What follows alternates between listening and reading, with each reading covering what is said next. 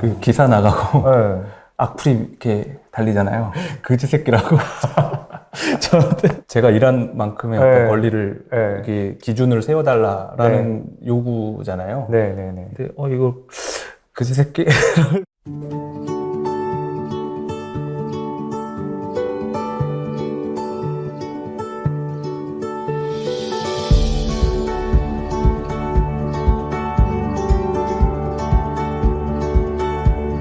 안녕하세요. 월간 교계 이슈픽의 박수영 팀장입니다.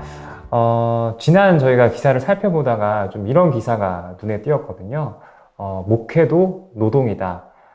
지난 5월 1일 노동절 맞이해서 그 뉴스엔주의에서 기사가 올라왔는데요. 그 한 교회가 목회자와 교회 간의 어떤 근로계약서를 작성했다는 사례와 인터뷰가 담긴 기사였습니다. 그 기사의 주인공인 새민족교회 황푸아 목사님을 모시고 이야기 나눠보도록 하겠습니다.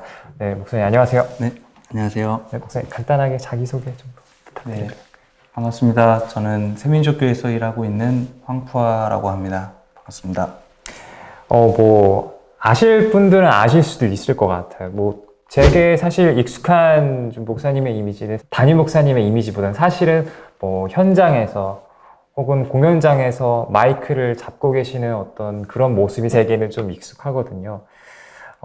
지금 이제 새민족교회 담임 목사님으로 계시는데 좀 다양한 이력이 있으신 것 같아요. 좀 간단한 어떤 그런 본인의 좀 배경 설명이라도 좀 말씀을 해 주실 수 있을까요? 크게 세 가지가 있는 것 같은데, 네. 하나는 이게 목사로서 목회 활동하고 네. 하는 거가 있을 것 같고요. 또 하나는 이제 음악 활동을 또 개인적으로 하고 있습니다. 네네. 그래서 앨범 내고 노래하는 음악 활동, 그리고 이제 이건 어쩌면은 이 목사의 정체성으로부터 연결된 거기도 한데 현장 연대하는 네. 그런 활동을 또 하고 있습니다. 여기서 현장이라는 거는 이제 그런 뭐라고 얘기해야 될까요? 노동 현장, 고난받는 이들의 어떤 현장? 네, 그렇죠. 거리에서 투쟁하는 사람들과 함께 하고 있습니다. 그래서 이 세 가지가 있는데 다르진 않은 것 같아요. 어떠한 일맥상통하는 부분이 있을까요? 네, 다 있죠.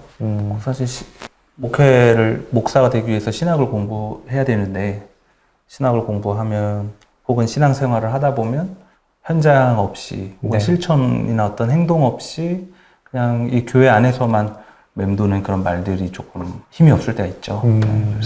그래서 자연스럽게 연결되는 것 같기도 하고요. 네. 음악이라는 것도 제가 하고 싶은 이야기들을 하는 건데 여기서 완전 분리될 수는 없죠. 제가 하고 싶은 이야기라는 것이. 그렇죠. 네. 그러다 보니까 저는 이 세 개가 다른 정체성을 가지고 조금 임하고는 있지만 크게 다르질 않은 것 같아요. 원래는 지금 새민족교회 전도사이셨는데 사역 중에 이제 담임 목사직을 교회로부터 좀 제안을 이제 받으신 거죠. 근데 제안 받고 나서 역으로 이제 근로계약서 작성에 대해서 좀 이야기를 꺼내셨다고 들었어요. 어떤 또 배경에서 이것들을 좀 작성을 제안하시게 되었는지요? 사실 목사가 노동자다라고 생각하는 거는 그 전부터 어렸을 때부터 고민을 했던 것 같아요. 저희 아버지 배경도 그렇고, 좀 어렸을 때부터 목사님들을 많이 봐왔는데, 목회는 이제 사역이다라고 했을 때에 갖게 되는 이미지가 크게 두 가지가 있는 것 같거든요. 하나는 이제 목사는 노동이 아니라 사역이다 했을 때, 그렇죠. 그거는 이제 좀 성직자다, 이런 개념이 좀 있는 것 같아요. 근데 제가 생각할 때는 목사의 일이 거룩하면 다른 일도 거룩할 수 있다고 생각을 하거든요. 그래서 조금 이런 거에 의문도 있었고 또 마찬가지로 같은 말인데 목회가 사역이다라고 하면 이게 좀 무국봉사직이다. 이렇게 생각하는 측면도 누군가는 있는 것 같아요. 사실은 아직까지는 대부분의 교인분들이 목사는 성직자지, 약간 봉사직이지 하는 경향이 사실은 크거든요.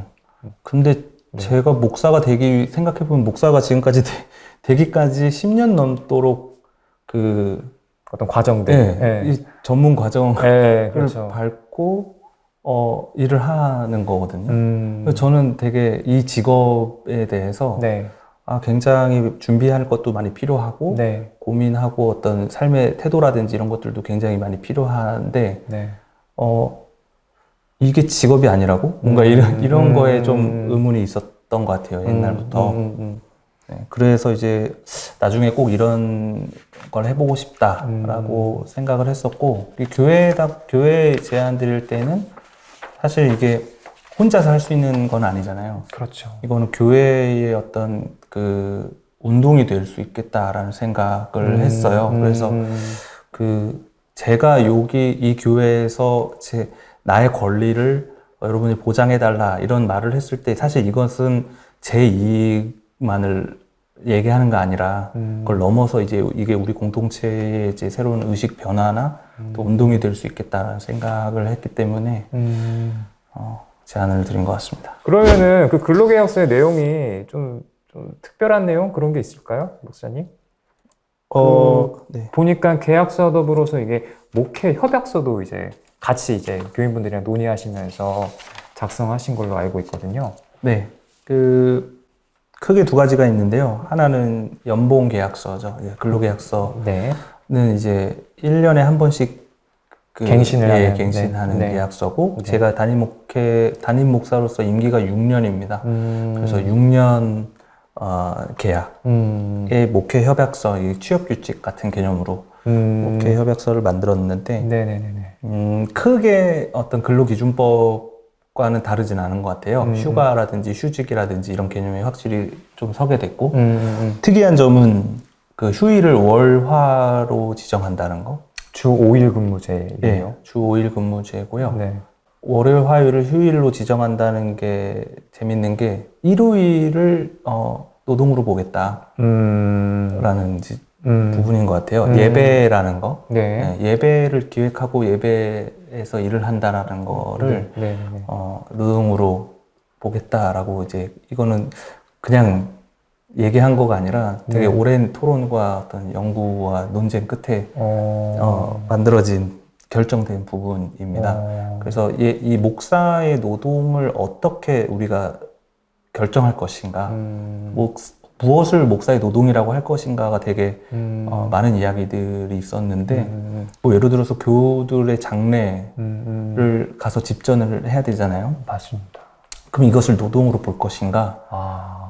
저녁에 우리가 기도회를 하는데 기도회를 인도하는 걸 노동으로 볼 것인가? 뭐 성경 공부를 같이 나누는데 그 강의를 하는 걸 노동으로 볼 것인가? 이런 것들을 많은 얘기를 했어요. 그래서 결과적으로 다 노동으로 인정을 하자라고 했고, 그래서 근로 시간이 그렇다면 좀 들쑥날쑥하게 됩니다. 그렇죠. 네, 그래서 탄력 근무제를 적용해서 그 근무 시간을 노동 시간을 지키게 하자라는 이야기. 그러면은 주 40시간으로 이렇게 잡아서 탄력 근무제를 좀 진행을 하는 건가요? 그렇죠.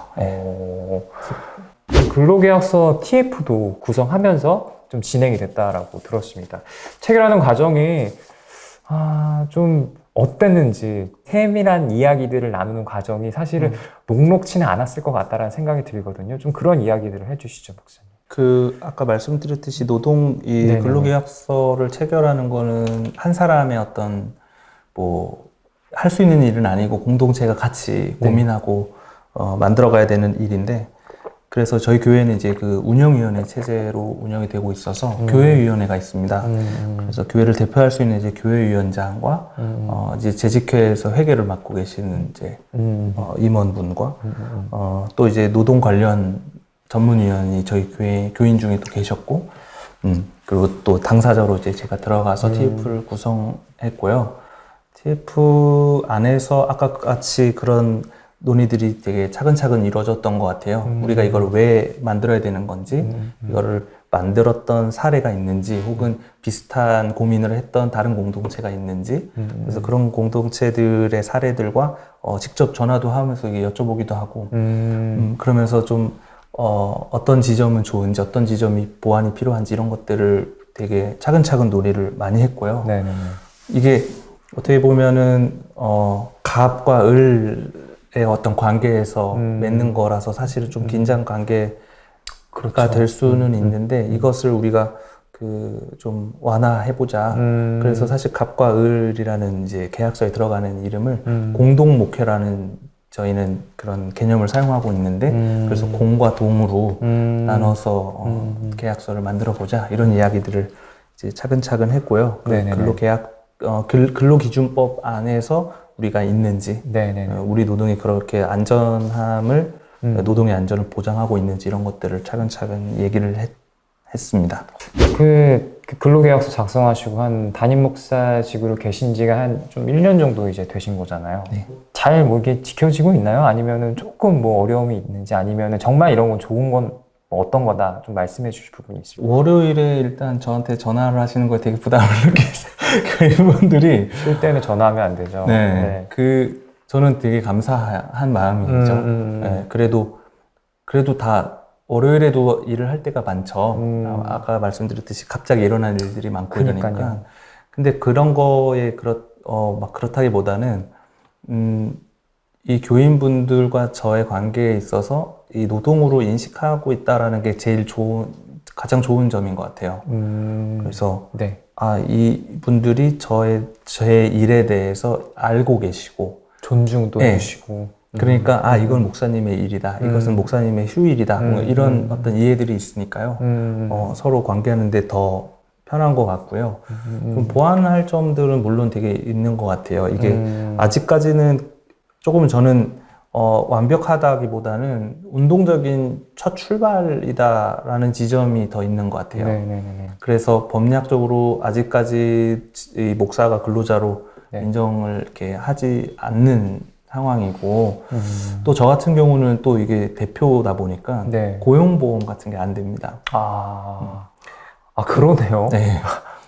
그런 부분들도 되게 중요하다고 생각이 돼요. 목사님들은 고용보험이나 이런 게 안 돼 있기 때문에 안전하지가 않죠. 좀 불안한 면이 있죠. 그러니까 교회에서 잘리면 당장의 대책이 없는 거죠. 그러다 보니까 그걸 이제 사회가 보장해주는 어떤 이 적용이 들어가지도 않고 그러다 보니까 그런 부분들을 같이 좀 논의하면서 실질적으로 이루어질 수 있게 좀 발전시켜야 되지 않을까 이런 고민도 좀 하게 되는 것 같아요. 그렇군요. 여러 가지 면에서 조금은 보완할 필요가 있다. 아마 그래도 목사님과 세민족교회가 좋은 출발해 주셨고 보완하시면 또 좋은 선례를 남겨주시지 않을까 싶습니다. 교회 안에 근로계약서를 써야 된다. 사실은 이 이야기가 계속해서 좀 이어지기는 했어요. 저희가 뭐 몇몇 기사로도 나왔고요. 이게 판례로도 몇 건이 나왔거든요. 실제로 이제 목회하고 계시는 세민족교회도 실제로 시도하는 사례도 있었고요. 근데 이렇게 1년간 해오셨는데 근로계약서에 이렇게 관심을 갖고 있는 어떤 목회자분들이나 교회에 좀 전달하시고 싶은 이야기 그런 거 좀 해주실 수 있을까요? 저희도 사례들을 좀 살펴보고 했을 때에 분명 그리고 우려되는 부분들도 저희 스스로 안쪽에서도 많이 있었던 것은 좀 차가워지죠. 어떤 그 관계 가운데에 뭔가 제도를 세운다는 것에 대한 그런 부담감일까요? 그렇죠. 그런 부담감이 좀 있는 것 같아요. 제가 그때 교인분들에게 말씀드렸던 게 근로계약서만 체결해달라는 게 아니라 그 다음에 또 이제 부탁드린 거는 우리 서로 좋아하자라는. 그래서 저는 사실은 우리의 어떤 진실된 관계가 더 중요한 거 아닌가? 우리의 신뢰가 더 중요한 거 아닌가라는 얘기가 사실 더 중요한 것 같아요. 그러니까 그래서 노동이라고 했을 때 저는 노동의 목적을 임금이라고 생각하지는 않거든요. 그러니까 뭐 돈을 벌기 위해서 일을 한다라는 요즘 생각들이 많이 있는 것 같기도 한데 임금이라는 건 사실 우리가 일한 만큼 받아야 하는 어떤 권리이지 목적이 되면 안 된다라고 생각을 하고 저는 오히려 노동이 하나님의 노동을 더 닮아야 된다라는 것 같아요. 그래서 노동의 목적은 오히려 노동이 되어야 되지 않을까. 그래서 왜곡된 어떤 노동의 개념을 회복시키는 거 그런 과정 안에서 그런 사역 안에서 이 근로계약서를 체결하는 거는 최소한의 어떤 기준을 세우는 것이다. 우리가 그런 운동을 해보자고 나아가는 우리의 어떤 약속이다. 이 정도로 저희가 얘기를 했던 것 같아요. 그래서 네네. 다른 교회도 제가 이렇게 진짜 추천해드리고 싶은 부분이에요. 이 네네. 계약서는. 근데 계약서를 이렇게 잘 만드는 것보다 중요한 거는 우리가 이런 어떤 노동을 회복하는 운동에 의식이 있는가, 예, 그런 게 더 중요한 거 아닌가 라는 생각이 듭니다. 교회를 좀 변화시키고 싶다라는 어떤 방향에서 목회를 시작하셨다고 제가 들었어요. 저의 뭐 공식적인 질문이라고 할 수 있는데, 목사님이 생각하시는 어떤 교회의 변화란 어떤 것인지, 교회의 개혁이라는 것은 또 어떤지 좀 여쭤볼 수 있을까요? 교회 개혁. 네. 네. 개혁이란 것은 사실 저는 뭔가 새로운 것을 가져온다기보다는 본질을 찾는 것 아닐까라는 생각을 합니다. 왜냐하면 신학 공부를 하면서 갖게 된 생각인데 네. 단순해요. 제가 교회를 다니던 사람이 신학교를 가서 신학을 공부를 했는데 교회에서 가르쳐 주는 것보다 네. 더욱더 어쩌면 진실된 혹은 조금 더 또렷한 어떤 것들을 가르쳐 주는데요. 그것에 대한 감동이 교회에서 받았던 어떤 하나님에 대한 감동보다 훨씬 강한 것 같아요. 그러니까 교회에서 만난 하나님보다 도서관에서 만났던 하나님이 더 강렬하게 다가왔던 것 같아요. 그래서 저는 이런 경험을 우리 교인들과 함께 할 수 있는 거 아닌가 라는, 왜냐면 제가 했기 때문에 네네. 저도 교인이었잖아요. 네.